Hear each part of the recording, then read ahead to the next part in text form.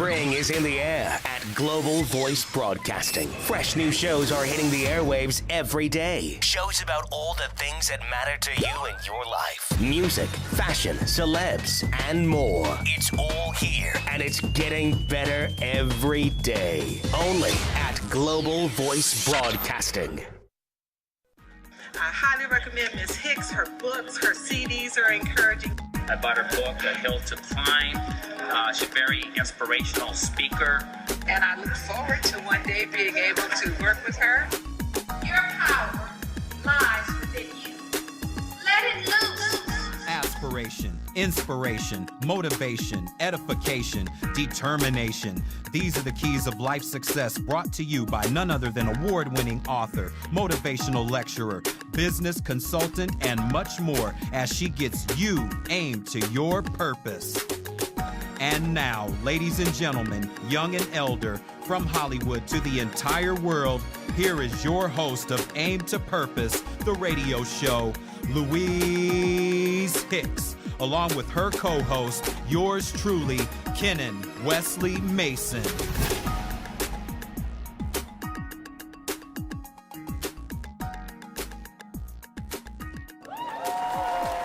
Hello, world. How is everybody today? And welcome to Aim to Purpose, the radio show. I'm your host, Louise Hicks. And I am your co-host, Kennon Mason, and I want to say good morning, good afternoon, and good evening to everyone listening and watching Aim to Purpose, the radio show from all over the world. We welcome you, and we welcome all the new listeners tuning in today as we encourage everyone to tell everyone that you know to tune in to Aim to Purpose, the radio show. And we're bringing you another special edition, as today we have a special in-studio guest, as this topic is Making Strides Against Breast Cancer, a personal journey of triumph, with our special guest, Tracie B. And we are so happy when we have in-studio guests. We love it because we get to be up close and personal here. And we are so happy to have Tracie B, who is also a radio personality, to come in and join us today. And we'd like to thank you all for joining us and welcome to the show today. As Ken mentioned, Making Strides Against Breast Cancer, a personal journey of triumph with Tracie B. So Tracie is going to share her journey of breast cancer with us today, and that's good. We love having guests in when they share personal stories, because we know everyone has a story, and to share a story such as this is really will be informative for us today, and we appreciate Tracie coming in. So we hope everybody had a good weekend. I know I did, and I was really present on social media a lot. A couple of Facebook social media friends had brought to my attention that I was on some list, and I said, oh wow, really? I said, what is this list I'm on? And they said, oh, it's the anti-vaxxer list. And somebody, I guess you would call them trolls, they said these trolls are out here all the time looking at what you're doing. And I did this interesting video that I posted on my Aim to Purpose radio YouTube channel, and the video was Vaxxed from Cover Up to Catastrophe, about this film that was pulled from the Tribeca Film Festival. Tribeca Film Festival that is co-founded by the actor Robert De Niro. So I wanted to give a perspective about it because I was curious and I want to see it. And now it is being shown. In fact, it opened April 1st in New York. And I guess my perspective, which was about my own personal journey and some of the cover-ups that I had encountered with my government employer, which is a big government employer, and I had to go in pro per as an attorney, pull medical records and all of this, and it was interesting, but that's not it's just crazy how some people want to censor others when you don't know my journey. And I'm just happy that there were others on social media who really was very pleased with what I had shared with them, and it was food for thought. So how was your weekend, Ken? You got anything you want to chime in on? Well, yeah, if for those that want to chime in to give some more, if they want to, comment on what you had to say about that or this topic, as always, the number to call is 1-323-522-5482 from anywhere around the world. 1-323-522-5482.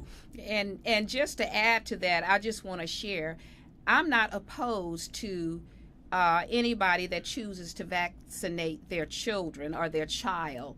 What I am opposed to is the safety of vaccines and our health. And that's what I think all the controversy is really about, is the safety of vaccines, because who would not want to be safety and to provide the ingredients and so forth that are in them? And that's really most of the time when you go to the doctor. I know with my experience with my children who are all adults now, I was never given any information except it's time for your vaccine and that's it. And I think that's what most of us got. But now that we have social media and all this information is out here for free, people are starting to become curious about everything now, and you can't blame them because we've been lied to about so much. So people are starting to research and explore for themselves for their own safety and health, and that's what I did. So I was speaking of my own personal experiences and so forth in that particular video, and it is on my YouTube channel, Aim to Purpose Radio, for those of you that would like to go and view it. And what we're going to do is take a commercial break, and then we're going to come back and we're going to get into our show today. Again, making strides against breast cancer with our special guest who is going to share with us her own personal journey with breast cancer, Tracie B. Yeah, so let's take a quick break, and we'll be right back. It is Aim to Purpose, the radio show. Don't you go nowhere.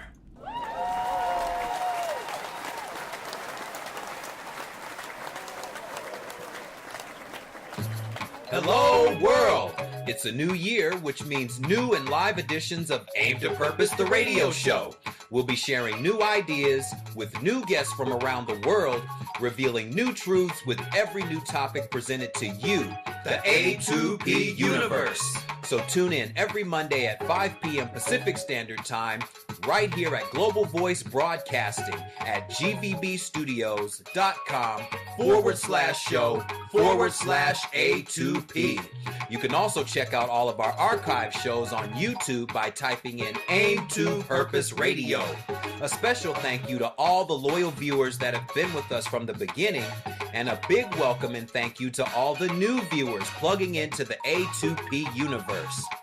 Your power lies within you, so let it loose. Once again, this is Kennon Wesley Mason, co-host of Aim to Purpose, the radio show.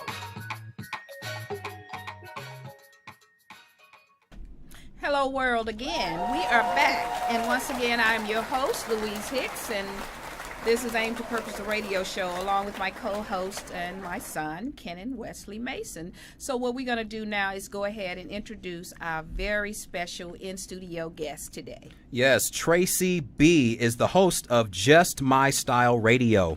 A family breast cancer diagnosis rocked Tracie's world in 2003. Her own diagnosis a few years later changed her outlook completely. Overnight, the Los Angeles native became an advocate for mammograms and research to find a cure. Today, Tracie is a survivor. She uses her cancer experience to help others, serving as a media spokesperson, Reach to Recover volunteer. Tracie works closely with the American Cancer Society for a world with more birthdays and less cancer.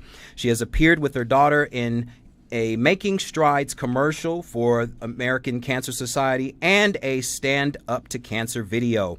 5-year supporter of Making Strides Against Breast Cancer Walk, her radio show is a media sponsor of the annual event. Now Tracie B is bringing her style of humor and positivity to internet radio. Quote, life is too short for negativity. There is good in the world, and I just want to remind people of that.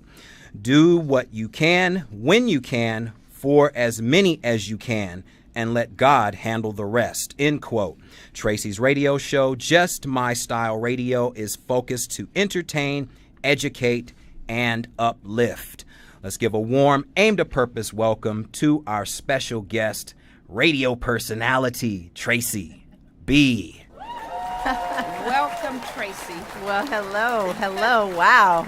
And thank you so much for joining us. We love having our in-studio guests, and we are so happy to have a radio personality with us today with her own radio show. Yes, I have Just My Style Radio. Just love My Style that Radio. name. Thank you. And I Thank love you your very quote. much. I love your quote here about life is too short for negativity, because it really is. And also you the things you're focused on, they're really similar to what we focus on, which is to entertain, educate, uplift people. And we also focus on bridging the cultural gap. Since we are global, we are streamed across the globe. So our goal is to bridge the cultural gap, help people to better understand one another. And the topic we are talking about today, a lot of times people wait until October, which is Breast Cancer Awareness Month. But I'd like to think of it as Dr. Christiane Northrup thinks of it as Breast Health Awareness Month. And I like the way she says it, and we'll talk a little bit more about that a little bit later. But my thing, and I know your thing too, Tracie, is that breast cancer is something that we should be focusing on and talking about all the time. We shouldn't just wait until we know that's the month that we recognize and want to keep people healthy. Absolutely. But share your story. You said here that in 2003 your world was rocked. What is that about? To say the least, my world was rocked. I'm trying to think of something far more superlative than rocked. I mean, just complete Pompeii buried under the lava kind of thing.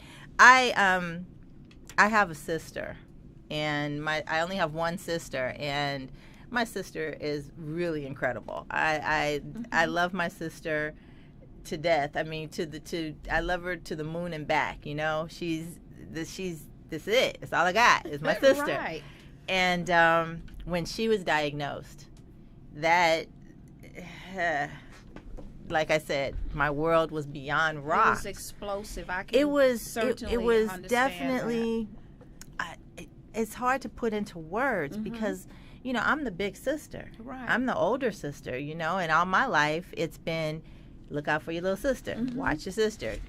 Cross Tracie, hold your sister's hand before you cross the street. Tracie, where's your sister? Walk with her to the park. You know, How many years are you guys apart? We're only 2 years apart. Okay. But that's my little sister, right. and that was my responsibility to look out for her. Absolutely. And sometimes I did a good job. Maybe not all the time. Didn't do such a good job. You know, we had our usual sibling quarrels, especially because we were close in age. But that I think was probably the first time that something came along that was attacking my sister, and I was completely powerless. And for a control freak such as myself, I freely admit to control issues. At least you're willing to admit it. I do. I completely admit to it. I have a lot of control issues, which makes me very good in some things, and and need some help in others. But for the most part, we all do. We all have our issues. Work in process. Work in process. But that feeling of helplessness, as my sister was going through that. I'll never forget it, and if I dwell on it too much now, even it still will bring me to tears because there was nothing, absolutely nothing, and I kept thinking, there's got to be something. There's got to be something. I mean, I can't do the chemo for her. I would have. I can't do the radiation for her. I would have, but I had to be able to do something. And I was driving to work one day, and I was listening to the radio, and I heard an ad come on for a breast cancer walk. And I thought to myself, well, now there's something I can do. I mean, I can walk. I mean, I'll raise money. I'll raise money for research. I can do that. And that gave me a focus, you know, because I'm one of those people, like, maybe it's part of my whole astrological sign if you want to go there. I feel better when I have a plan. Oh, yes. When I have a plan. And that's a good thing. Yes, and a list. Yes. You know, because if you don't have a plan, then you're planning to fail, and I don't plan to fail. So I plan my success, and so I went after it, and I thought I can do this, and so I started, and then of course, you know, I wouldn't be me without recruiting people into it. So I reached out to I reached out to my other family members and said, hey, let's do this. And of course, you know, my family was very supportive. But of course, the first breast cancer walk that I went to do was 60 miles. Wow. It was like, let's do this 60-mile 3-day walk. And my family was I was like, going to say, how many days did you take? 3 days. And they were like, are you crazy? Quite possibly, but let's do this. And we did, though. But we did. That was my first introduction into raising money for that. And so, you know, watching my sister go through it. And then, of course, after I did that, I didn't have as much of a connection with that organization. And I started looking around going, okay, there's got to be more. There's got to be more. There's got to be more. Right. And I kept raising money and kept talking about it. And then my sister is a survivor. And she's doing well. It's an incredible blessing. Yes. And of course, as Cheryl got better, I started thinking, oh, okay, you can relax a little bit. Right. Yeah. No, because 5 years later, I'm at the doctor. But you know, once my sister was diagnosed, now let me do a quick backup here. Okay. We've always known breast cancer ran in our family. We knew this. I had an aunt, my aunt Sis. She died of breast cancer back in the 80s, late 80s. So and my grandmother lost a breast cancer far before I was born. You know. So we knew that it was in the family. That was just one of those things you knew. So you knew that, you know, you don't smoke, you don't do certain things. We just kind of knew. Really take care of yourself. Yes, but we didn't understand. First of all, we didn't have the knowledge that we have now. Of course we didn't. You know, we didn't know. Didn't have research technology and or research anything. had not come as far. Exactly. It hadn't come as far as it has now, but we kind of knew. So, you know, I was always, once I got older, I was pretty good about doing self-exams. I always got my physicals and what have you. Once my sister was diagnosed, that put me into a whole different category. Oh, yes. I automatically jumped up into that high risk. Started to really thinking then, I guess, huh? Well, no. Honestly, no. It didn't occur to me. It was, I just knew I was in a high-risk category because now I have a direct relative. Right. You know, one level removed. I mean, on the same level, my sister as a cancer. So I knew that put me into a high risk. And, okay. But for some reason, it just didn't occur to me that it could be me. Right. And of course, 5 years later, I go to the doctor and she says, hey, how long has this been here? And immediately, I knew right then. And you had been doing your self-examinations and you hadn't detected anything? The self-exams, I have to admit, I was a little lazy about them. I did them sometimes and I didn't, but I was religious about mammograms. Okay. And every year around my birthday, I would schedule my physical, complete head-to-toe physical, including not just a screening mammogram. I would request a diagnostic mammogram. We got a diagnostic mammogram, which is a little more intense because of my family history. Well, how was it detected then? If you were doing the mammograms and the diagnostic screening, you said? 1 year, nothing. The very next year, something. Okay. That's how it was detected at my physical, and through the mammogram or the physical examination. We could feel it. It was big. It was large enough for we could feel it. Yeah, we could feel it. And then of course we did the mammogram and confirmed what we suspected. And at that point, I honestly, my first thought was, the cancer fairy could not be back again. This can't be happening. But it was, and it did happen.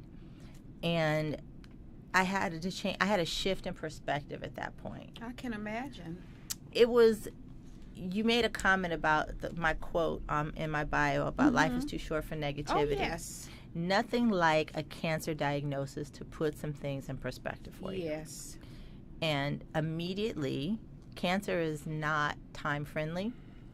So all of a sudden, I'm sitting in a doctor's office and they are using words that are 11 letters long and talking about surgery and this and da-da-da-da-da. And in my head, I'm still trying to wrap it around, wait, you say I have cancer? Right. You say I have cancer? Right. Yeah. There's no time. And they're already ahead of you. They're ahead of me. They're like, yeah. well, we're going to schedule this and this and this. And I'm just like, wait, whoa, stop. Let me just understand. But there's no stop. You really can't. Cancer is not time friendly. It's not your friend.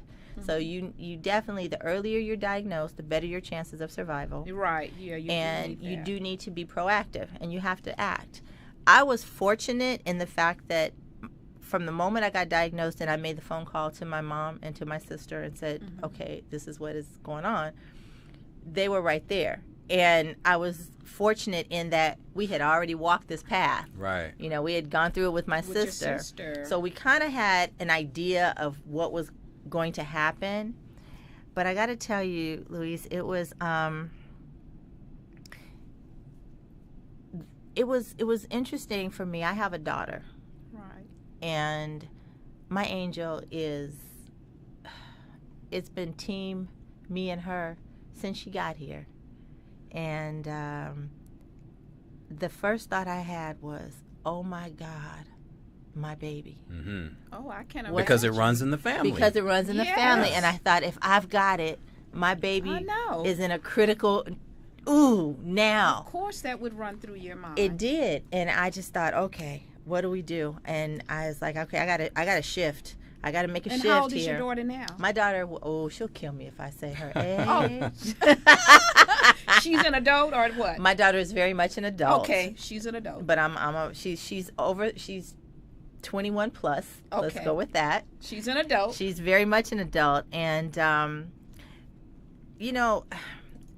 I had to use humor to get me through it. Yeah. Because there was a lot that's good, going though. on. I did. I used humor. Every time I went into the doctor, I would just I would have my nurses cracking up laughing. And I remember when we talked to the surgeon, and this is one of those areas, where you were talking about trolls and your... Oh, yes. I'm going to get on a soapbox here for a second. That's fine. Tell your story. Well, when I first went in for my surgery consult, they sent me to a general surgeon. And my sister was with me. I never went to a doctor's appointment alone. And this is something as a Reach to Recovery. That's good. Yes, as a Reach to Recovery volunteer with the American Cancer Society, which that program pairs newly diagnosed women with survivors to kind of, it's like a peer counseling to help them get through it. One of the things I always say is, do not go to your appointments alone. Take someone with you. At every appointment, have somebody with you, because you have cancer is bonging around in your head. You need somebody that's taking notes and paying attention, because you're going to miss something. You really do. Just can't take it all in. It's and that's too for much. anything, I think, nowadays. You know what? When it you go really to the doctor, that's for anything. Even a healthy screening, it's good to take somebody with you. You have to be proactive, and if you have questions, I walk into my doctor's office with a list. I'm like, I have questions. I want, because you know what? When you have that ache or that pain or that weird sensation, by the time you get the appointment and go see the doctor, you done forgot about it. Oh, yes. And that could be something that's your body trying to tell you something. Yeah. So I had my sister with me, and they sent me to a general surgeon. And when he started drawing how he was going to cut, I was like, well, what, how is that going to look? And he said to me, well, that's not my problem. That's for the plastic surgeon. I about collapsed. Now, thankfully, my sister was there who said, okay, you know what? Could you just refer us to a breast specialist? I didn't know I could request that. And the reason I'm on my soapbox right now is because there's a lot of women who don't know that they can request a breast specialist as their surgeon. Not of course. A lot of insurance companies don't want you to know that, because a specialist is more expensive. Yes, it is. They don't want you to know that. A general surgeon, they're like, oh, well, he can remove your breast. Sure, he can. But the difference between a professional butcher who knows how to slice meat and do it professionally, and a person just hacking at a big that just person, goes out there big difference. Right. Big difference. And I use that analogy because the way he was describing cutting on my body was like, I'm going to cut here and slice here. And I was like, whoa, whoa, whoa. Yep. Hold on. Just like you were an inanimate object or I something. was just, yes. Like and you were that piece of meat. that piece of meat. Yes. But what was so damaging to me was the fact that you're not taking into account that whatever it is you do, I have to live with. Right. And at the time, I was in my mid-40s and single, still dating. I want to wear a low-cut top. I want to wear a swimsuit. I don't want you to hack me up this way. And there's too many women out there who are carrying the scars of a surgeon that did not keep in mind that it was a person they were operating on. Right, they butchered them in essence. It was a person they were operating on. And that person was going to have to live with what they did. The scars. Yeah, and the you scars. got the emotional scars. You do. And then you got to have the physical scars. And there's that's only so difficult. much plastic surgery can do. Absolutely. You have to leave them something to work with. So there was that. But I got through it, and I made my nurses laugh because when I went to see the reconstruction specialist, he said, have you thought about what kind of breast you want? And I just kind of looked at him. I was like, wait, what? I can choose?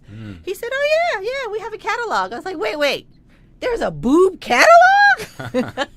Yeah. He said, yes, there is. So hand it here. Let me do some shopping. And to educate me. I was like, let me see what I can get. I was like, well, is there a limit on how big I can go? Right. My poor mother was sitting there with her head down like, oh, Lord. But, I had to keep my sense of humor about it. And to help you to get through that. That had to be very traumatic. It was. And my sister had been married for years. Cheryl's been married since the dawn of time. And she had her kids, and her husband was going to love her. It didn't matter what they did. He just wanted her alive. So he was fine. I'm single. I'm still dating. It's a different mindset about that sort of thing. Yes. It's a slightly different mindset. And so I was like, a little concerned about how I was going to look afterwards. And, so that came into play. I had to educate myself on some things. I had my sister to help me. But I got through it. I got through it. I got through it with love of my family. And then I was introduced to the American Cancer Society. And that really, really helped me.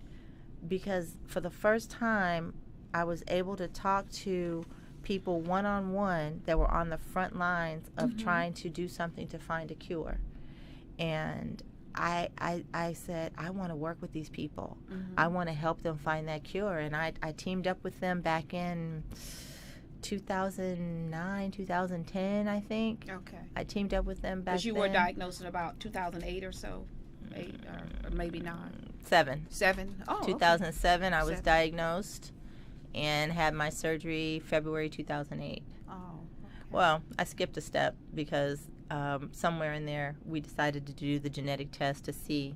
We always knew it ran in our family, but no one had ever done the genetic testing. I see. With me, we did the testing. Yeah. And found out that I am BRCA positive, which means I carry the breast cancer gene. Yeah, I've read about that BRCA positive and negative. And BRCA1 and BRCA2. Right. And I do carry that, but it also means that I'm predisposed for not just breast cancer, but also for ovarian cancer and cervical cancer as well. And both of those two types of cancers, by the time that you have symptoms, you can be asymptomatic for a long time. And by the time the symptoms manifest themselves, it is a very advanced cancer. And of course, as we all know, survival depends on how early you catch it. And a lot of times, by the time you catch ovarian or cervical cancer, it could be too late. Right. So with that, once I knew that I had the gene,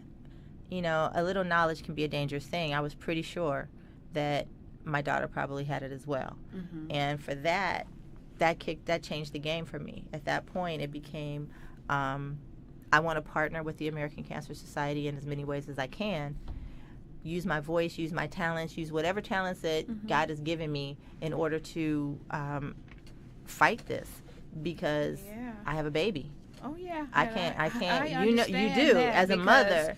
My son was diagnosed with cancer at 14. Oh, my And I've been goodness. going through this for 20 years now. Wow. So when you said your sister was diagnosed and you had everybody needs a support system, no matter what type of cancer it is that strikes your life. What kind You of need illness? That illness, Yes. any illness, you need that support You need system. that support system. And I know when you were saying about your sister and you were concerned about your daughter, I know how devastating it is to hear that, because I Yes. know how I felt when I was in my 40s. Exactly. When they shared with me, your son has cancer. And I mean, it's devastating. Mm-hmm. And you go through don't so know many what. emotions, and you Talk about a pray, roller coaster. and you just, I mean, it's up and down. It's a roller coaster ride. It really is. But- the highs are really high, Oh, but yeah. those lows are, yeah. oh my goodness, they are low. But it really leads you to start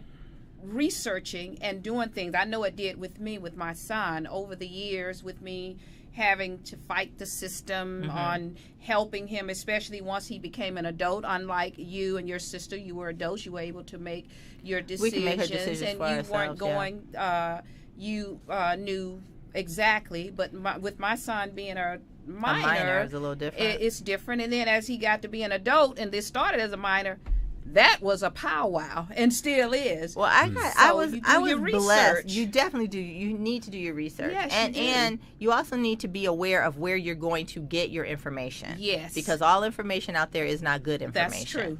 So I will admit that I was blessed in a way. People say, how could you say you were blessed through cancer? Well, this is how I was blessed. First of all, I had a family support system, a Right. tight family support system.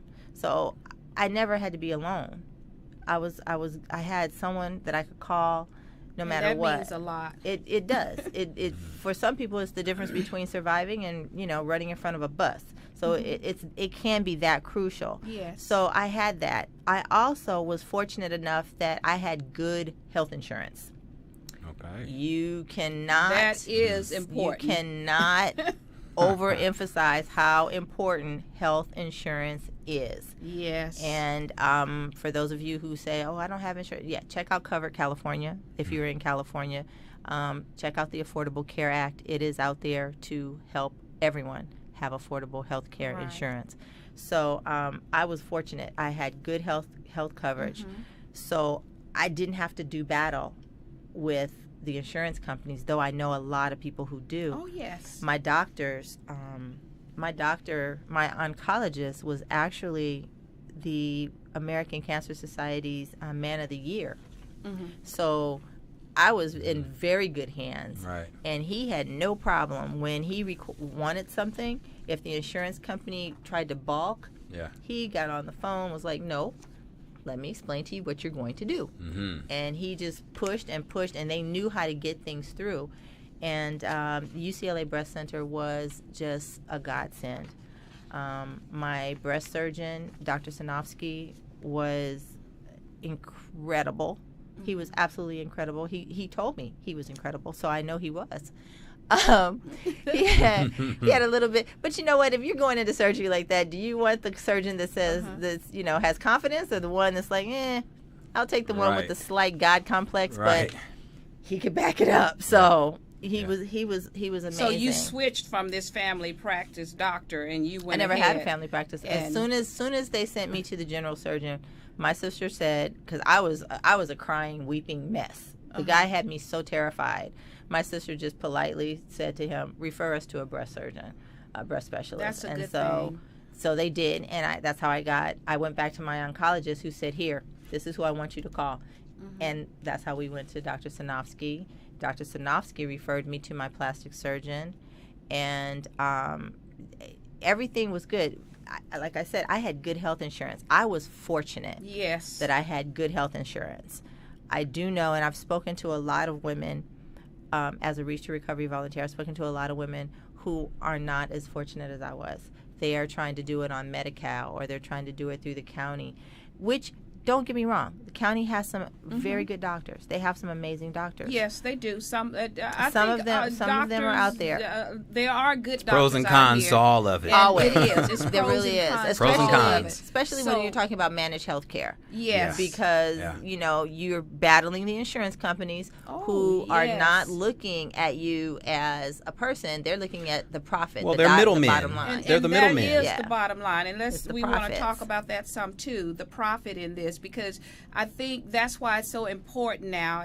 Me as an advocate, and my son's illness was not. He's still here, and that's a blessing. But It did lead me to become an advocate and an activist, as well as start researching. Now, I used to do mammograms myself, and I've done them because they said, there's a such thing as you can examine yourself, and there's fibrocystic breast. It can mimic something, and I had some of those issues, and I would get my mammograms, and the last mammogram I took was in 2014.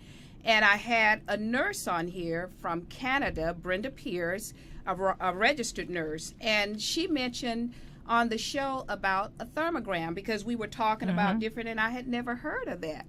And I said, what is it? I mean, she's from Canada, and she's sharing with me something that's approved in the United States, and I don't even know about it by the FDA. Well, there's a lot of new technologies for women who have very dense breasts, or women who have very fibrous breasts. Right. That because a mammogram cannot always detect if there's something there. If there's a tumor, a mammogram cannot always detect it if you have very dense or very fibrous breasts. Right. So there are other ways to do it, but those are they're more expensive.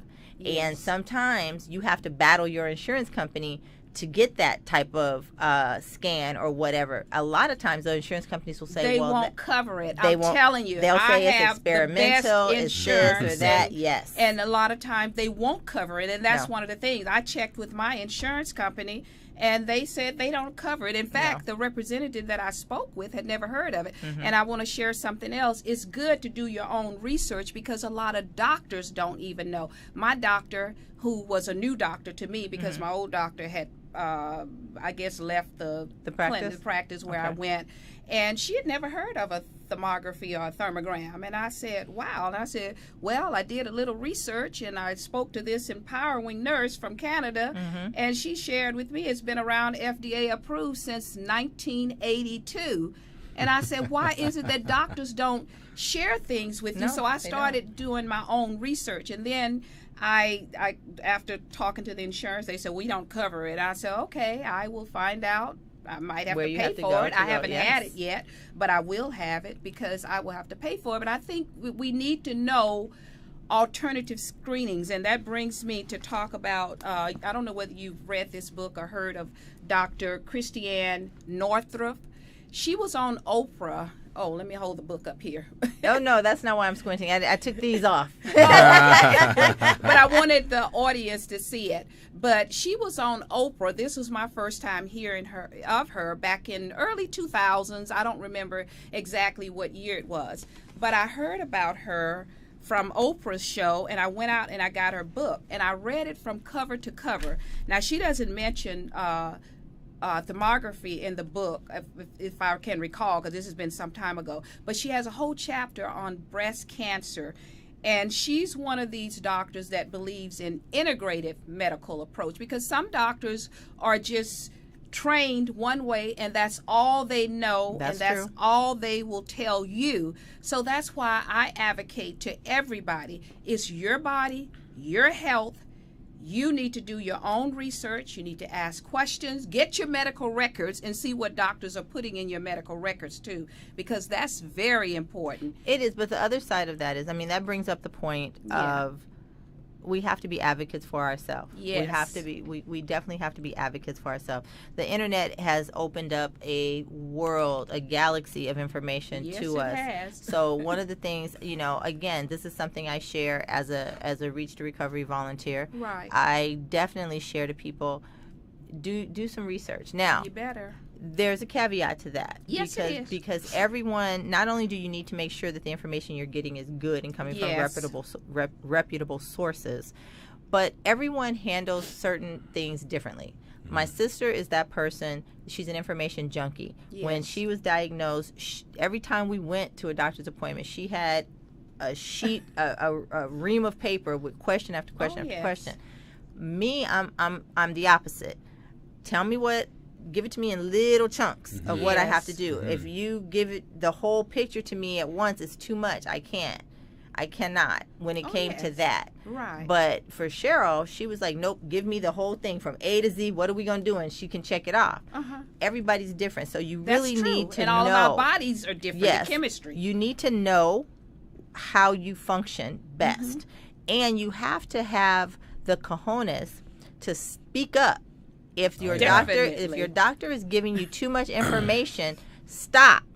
It's like, just break this into small chunks. Break it down. What is the most important thing I need to know right now? Right. Then let's get through that, and then you give me the rest. Or if you need everything, you ask him. Doctors, like any of us, when you are in your own field, in your own zone, and you're speaking to someone, you tend to start speaking in the language of your profession because you're comfortable with it. That's right. That's true. I have a day job, and when I am speaking about that, I find myself slipping into that lingo, and I have to go, wait. Right. Let me start again and break it down. Oh, yes. You have to be able to say to the doctor, okay, I don't understand what that is. Put that in simple terms for me. Right. And have a pen and paper and write it down. Yes. And if your doctor is unwilling to do that with you, you need a new doctor. You need a new doctor. You need a new doctor. That's exactly how I feel. You do. But that's a reality. And people, we are still, and women especially, fall victim to this. Yep. Because we are conditioned by society. It is changing slowly.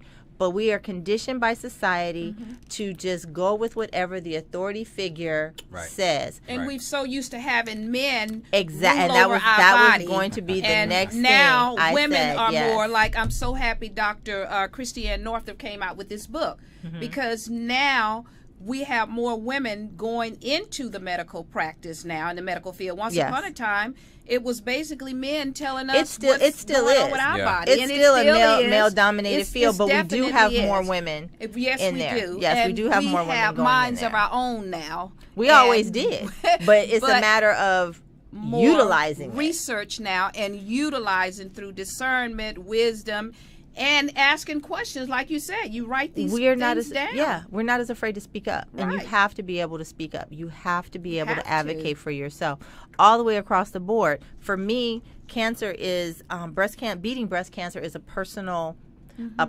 battle for me. It is a personal fight because I have a daughter. And now I am a survivor, but I live with the knowledge that a recurrence can happen at any time. Now, I have done everything humanly possible to lessen my risk, meaning I have, over the years, I had a hysterectomy. I had already known I didn't want more children, excuse me, so that wasn't as traumatic for me. So I was able to, I had the hysterectomy, but I couldn't get rid of my ovaries because I needed the hormones. Because with my family history, I couldn't do hormone replacement therapy. So we kept my ovaries. But I knew as soon as I go into menopause, I have to have that surgery. So as soon as that happened, I had that surgery. So it is definitely a journey. It is. But throughout, I kept asking, okay, what do I have to do here? What do I have to do here? Just tell me where I got to get to this point. Now I have it. Okay, where do I get to here? Got it. Where am I here? And I keep going that way. But now there's a whole new battle on my horizon. You will understand this because you've been battling for your son. So like you, I've become it's a not process just, you go through. Oh, it's definitely a process. It's a process. I've become like you, not just an advocate, but I've become an activist. Yes. I am definitely, cancer is an enemy that must be defeated, and I will do whatever I can to bring about its downfall. Even the president in the last State of the Union address said, when he was referring to, Joe Biden's son that just passed away from, I think it was brain cancer, not too long ago. Yes. Yeah, I remember that. Not too long ago. He said to Joe Biden, the vice president, that he wanted him to be in charge of a committee to really put some money behind the research and make this cancer's last century. Let us be the generation that ends it. And I thought to myself, thank you, thank you, thank you. Because as far as I'm concerned, cancer picked the wrong family this time. And I don't blame you. Because I'm not, I have a new battle. Breast cancer, because that is what has attacked my family, is where my focus is. But now I'm noticing that there's a whole nother avenue that needs to be followed up on. And I'm actually been working with my friends at the American Cancer Society to see how I can get involved in that. And I've been also looking outside of the American Cancer Society at other organizations because I'm now very concerned about fertility options. What I have noticed is a lot of women are being diagnosed younger and younger with breast cancer. And that is so true. And let me say this, and I need to take a commercial break, but I was doing some research, and statistics from health.com and Health News and Views, they're saying by 2030 that cancer will be a 50% increase in diagnosis, not necessarily death, but diagnosis. That's high. That's very high. Considering now, I think I read somewhere, I wrote it down, where cancer now is about 280, as of about 2011, 283,000 diagnoses, and they're predicting 2030 about 441,000. I don't know whether this is women in the United States, but we have to keep in mind too, men are having breast cancer too. They do. And we need to take a break, and then we're going to come back. And you have a thought you want to I'm going to add on to, yes, I want to add on to that number. You said your numbers you got from 2011. Okay, well, just for breast cancer alone, and these numbers are from 2015, an estimated 231,840 women are expected to be diagnosed with invasive breast cancer, and an estimated 40,290 would die from the disease. It's on the rise. It's definitely on the rise. So let's go ahead and that's take really your sad. break. So we're going to take a back. break, and when we come back, I want to talk about that. It's on the rise, yet we, over the years, we have this war on cancer, but yet it keeps rising. So what is all this money, and what research are they really doing? So let's take a break, and we're going to come back and talk about research and how we can live our lives better. And Ken, you want to say something? No, I'm just saying, aim to purpose. We will be right back with our special guest, Tracie B, making strides against breast cancer. Don't you go nowhere.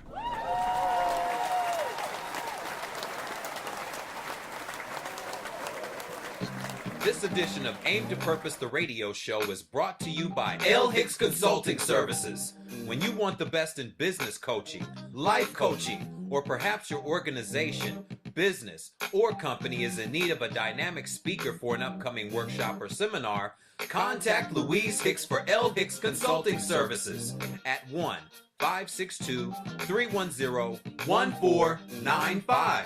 From anywhere around the world, that's 1-562-310-1495. For more information about Louise Hicks and her consulting services, visit her website at www.louisehicks.biz.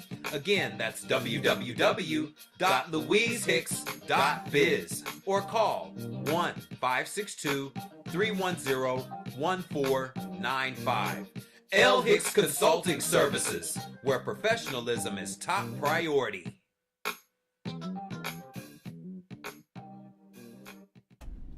Hello world again. We are back with our special in-studio guest, Tracie B, radio host personality from her own radio show, Jus My Style Radio. Yeah. And Miss Tracie B is sharing with us her own personal journey and the processes that she went through when she battled cancer starting in 2007 and making strides against breast cancer, her triumph over cancer as a survivor. And we're so glad she's come in to share with us her own personal story, because her sharing can help other women, or men for that matter, because we know men have been diagnosed with breast cancer also, to be more proactive in your research. And before we went to the break, I was saying that we have all these organizations out here, and we have had this war on cancer going on now for decades, I guess now. And 42 years since 1971. And I have concern about that because we spend billions and billions and billions of dollars,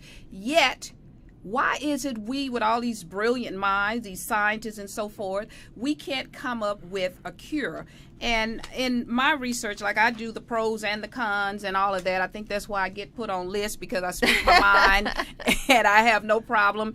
And I mean, we use all these drugs, we use the surgery, the chemotherapy, the radiation, and I don't hear a lot. Lately, we're hearing more about other screenings, such as I just mentioned, the thermography or thermogram, and we're hearing more about nutrition and how it's vital, because we know that the drug industry is a multi-billion-dollar industry. The pharmaceuticals are raking in money over just heads over heels, just laughing all the way to the bank. The drug industry and all these surgeries, and sometimes women are finding out that it was unnecessary. According to many doctors, we have many doctors that are coming forth now, and they are starting to express how they themselves are going outside of their traditional allopathic training, and they're finding out. So many doctors now are going to an integrative medical approach. And I know Dr. Andrew Weil, is it Weil or Will? Dr. Andrew Weil. Dr. Andrew Weil is one of those doctors who has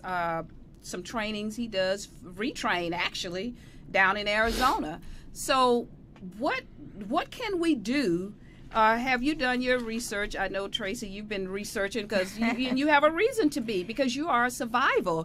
What do you have to say about that? Well, first of all, I cannot speak to the enormity of why we haven't solved the cancer crisis, why we have not found a cure. I cannot speak to that. And if I do speak to why we seem to have like such a rise, this is my personal opinion, and this is based on just what I've read, what I've seen in society. But I definitely want to definitely say this is Tracie B's personal opinion. Right. And I think a lot of it has to do with, we have some environmental factors. That's it. And I think so too. I think a lot of it has to do with the type of foods we eat. And I think it has to do with, yes, some of the medications we've been taking. There's some things that happened during my lifetime that I can remember. For instance, there was a sugar substitute that came in a little package. I believe it was a little pink package at one time. Yes. That everyone, it was touted. The name of it. Oh no, I know the name, but to prevent we won't give them the credence. There's that. Right. And to keep everybody out of litigation. Right. Okay, but this was touted as this was put out there as the greatest thing, because they said real sugar is bad for you. It's bad. So use this artificial thing that we cooked up in a lab. This is better. And people jumped on board with that. What they didn't know, and how could they? Because you got it through testing, you got it through the FDA, but you didn't know what was going to happen 10 years down the road. Now 10 years down the road, oh yeah, you probably shouldn't eat that because it's gonna, give you cancer. And they start pulling drugs from the market. But I think part of the problems that we're facing, and I don't have an answer on how to fix it, but I in my opinion, part of the problems is profits over humanity. I think that's the main thing, personally. Yes, I think we do a rush to market on a lot of drugs, on a lot of foods, on a lot of things. And in order to increase profits, I think we cut down on testing. I think we cut down, and, for instance, milk. When I was a little kid, you went to the store, you bought some milk. Yes. But none of us knew that they were injecting those cows with hormones in order to make the cow produce more milk. Yes. And of course, we all know whatever the cow's eating, it's in the milk. So same now with chickens and everything else. We have chains, fast food chains that had to change their name because legally they couldn't they had to take the word chicken out of their name because what they were using is no. So I think that's a lot of it. Our soils are so depleted. The foods that we even grow in the dirt has no nutritional value. Right. And I don't believe our bodies were ever meant to synthesize all of the crap that we put into stuff, because here in America, if it's bigger, it must be better. So when you were a little kid, I even know when I was a little kid, my grandmother would buy the big, long, oblong-shaped watermelon, cut it in half. You'd have a piece on the back porch, and you had fun seeing how far you could spit the seeds. Right. One while we didn't even have to buy do that now. We raised everything. Well, see, we didn't. We were in the city. I grew up in Louisiana, Shreveport, and I grew up on what they call organic food now. Yeah, we called it homegrown food. Right. And we didn't go to you hardly ever heard anybody going to the doctor. Well, see, I was Kids in the city. now got all kinds of problems going to the doctor. And I think this is part of it. We do a lot of GMOs. When's the last time now you get a watermelon, if you see a seed in it, you're like, hey, I know. Yeah. But watermelons are supposed to have seeds. Watermelons are supposed to have seeds. So you got to ask yourself, what did they do to it to make it not have seeds? I know. And so personally, I think that's a lot to do with it. So, but there are some things we can do. And as far as research goes, I can't speak to everyone, because I definitely have focused on the American Cancer Society, because I really, in my heart, believe in their mission. Yeah. And I have definitely aligned myself with them, because I do believe that most of the money that they collect from events like Relay for Life, Bark for Life, Making Strides Against Breast Cancer, all of these things, they do put into research. I know for a fact that they have supported at least 47 investigators, researchers, scientists who have gone on to win the Nobel Prize for scientific research. That's a lot. That's a lot. They are definitely putting their money behind their research. Tamoxifen is a drug that it was a game changer for a lot of cancer patients. It really was. When it first came out. There are pros and cons about that too. I've read about it, and you have to use your own discernment. You got to do your research too. But I still will say, it's a game changer. Yeah. Now, whether if you choose to go that route, because everyone has an option, right? To say yay or nay. We used to. Now that's even changing. No, you still have an option, because even with chemo, you have an option. Yeah, you have an option. Yeah, you can always say no. Exactly. They're starting to change and want us to get flu shots and these and that, but we still do have it. But you have an option. We got to watch it for our freedom, I think, now, because of how things are starting to change. But it's a good thing we do have an option, because I've read the pros and cons even on mammograms, and you take too many of those, you're getting the radiation. They're saying on the con side of it that mammograms can cause cancer, and I think I don't know that mammograms cause cancer. That one I'm gonna have to call. I call foul on that one. But I will say that they've changed the guidelines. Well, I think it depends on how much radiation you're getting as to whether you got to look at that. And then radiation that goes back amount to the machine, and that goes back to the operator. Absolutely. So I don't think it's the mammogram in and of itself. I don't believe that at all. I do believe mammograms are still one of our best defenses. I'm not saying it's the only one, but I do still believe it is your best. It is one of your best first line defense. Your first line defense, of course, is doing your self exams, but I think a mammogram is also. Now, the American Cancer Society has changed their guidelines for when to get them. They used to say after the age of 40 you got one every year. They've changed that. Now it's like first of all, you need to know your history. Now, in my case, because I have a breast cancer history, for me, it would still be recommended that after my age, I would get one every year because of my family history and because I'm BRCA positive. But for someone who doesn't have a history of breast cancer, for someone who is not BRCA positive, then they recommend that every 2 years is fine. And it's a good thing to get that test too, I think. Maybe find out if you think it runs in your family, especially maybe. Well, you know what? You can sit down and speak to your parents and your grandparents, because then, just start asking questions. You can do some health research on your own. That is true. You start asking questions. Well, you make a family tree. Well, what happened to great-grandpa? Be proactive. How did great-grandpa die? He died of cancer? What kind of cancer? Oh, Oh, colon cancer? Okay. Well, what about great grandma on daddy's side? Oh, heart disease? Okay. And what about, and you kind of make a family tree of what happened, and you can see a pattern if there is one. Yeah, you can. And you can know, and that's okay, why it's so so you can important see to do that, those, because each one of us have is to know. different, and it's You good have to to know. know. And I just want to mention this because I know we are going out of time here.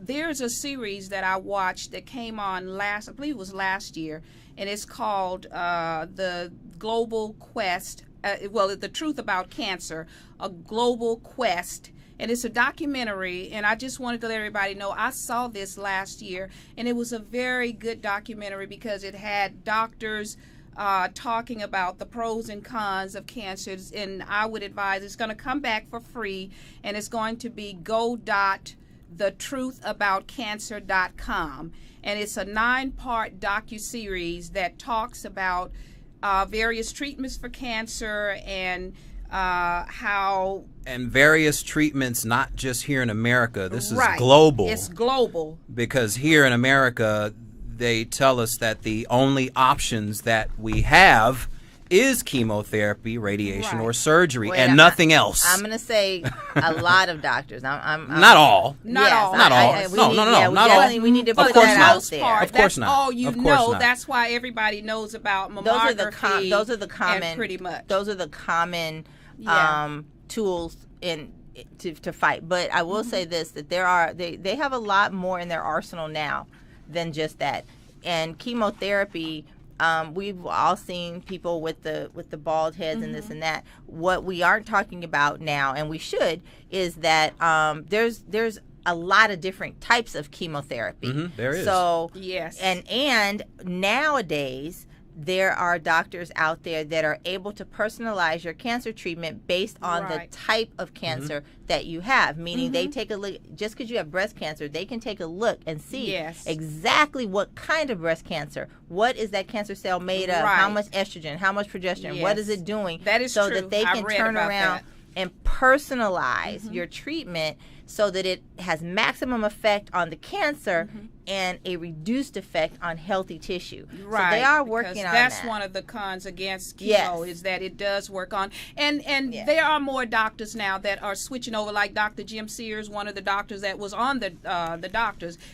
More doctors are starting, I think, with the public becoming aware because of all the research out here. So I tell anybody, do your own research and watch this documentary as you can, go.thetruthaboutcancer.com, and it starts on April the 12th. April 12th. Okay. April 12th, and it's really, really informative. I watched it last time, and I'll probably watch it again. And with that said, we're close to out of time, but we want Tracie to give a final thought and tell us how to watch your show or listen to your show. Well, what I want to tell you is I would like to invite everyone to join me in fighting cancer, Making Strides Walk. The Making Strides Walk for 2016 is actually going to be October the 15th, 2016 in downtown LA at, it used to be called Nokia Plaza, but I think it's Microsoft Plaza now, down by Staples Center. I would love to have people join my team. Our team name for 2016 is the Gladiator Goddesses, which is, of course, represented by, Jus My Style Radio Show. And there'll be a link on my website, because it's too long to give here. There'll be a link on my website, so if you would like to join the team, sign up to walk with us. It's a 3-mile walk. It is JUSMYSTYLE Radio. Jus My Style Radio. Jus My Style Radio. That's it. The only T is me. .com. JUS, not a T on it. JUS My Style Radio.com. Yes, and as soon as I am out of here, I'll have that link up. And she has a T-shirt. I do. We have T-shirts. I'm very, very proud. Be Your Own Brand, Be Your Own Boss has decided to sponsor our T-shirts. Here we go. There's our team shirt. And we want everybody to be your own boss. We love entrepreneurs. Be your own boss. Yes. Entrepreneurs. We love them. They are going to be they are our team shirt sponsor. And on the back of our shirts, we'll have our team name, Gladiator Goddesses. So I would love to have you come out and join us. And as far as listening to my show, stay tuned. What day is that you said now? October the 15th. October the 15th. Saturday the 15th, downtown LA. Join us. And what days can we watch your show? The show is Listen Show. Listen Show. Okay. And I'm actually, you know what? I was telling you earlier. I'm redoing the format because I've got so many exciting things are happening. I'm like, so I feel very blessed. God has been good to me. He's been really good. So what I will tell you to do, you know, sometimes the blessings that come, your hands can't hold them all. So bitty. And that's what's happening. So I will say, keep checking out my social media. Please check me out. You can find me on Facebook. Jus My Style Radio on Facebook. You can find me on Instagram, which is JMS_radio. You can find me on Twitter, Jus My Style Radio on Twitter. Follow me on social media. I will keep you updated on when and where you can listen to the show. I'm believing I'm going to change the format and go to a podcast format so that you can download the podcast and listen when it's convenient for you. Right. And I definitely want to get you on my mailing list so that I can let you know when I have a new podcast up. Trust me, sounds good. It's going to be me. It's going to be crazy. And I'm sure, and that's a good thing. And you always remember, Jus My Style Radio, all about educating and uplifting and to entertain, educate, and uplift. That's right. That's what we do. That's what we all should be doing, because uplifting somebody else, you uplift yourself. And with that said, we've gone a little over, but we had a great conversation. We thank you for coming on board to share your personal story with us. Thank you for having me. And hopefully it will help somebody else to go out and be reactive and proactive and do your research yourself and ask questions of your doctor, because it's vital. Do your self-breast examinations. Yes. And just take care of yourself. Do we have 30 seconds for me to give a phone number? Okay, sure. Okay, here's the phone number. If you have any questions, reach out to the American Cancer Society 365 days a year, 24 hours a day at 1-800-ACS-2345. That's 1-800-ACS-2345. There it is. There it is. Thank you so much. And with that being said, we'll have Tracie back again and talk some more. Anytime. And thank you so much for coming in. And remember, your power lies within you. Let it loose. Until next week.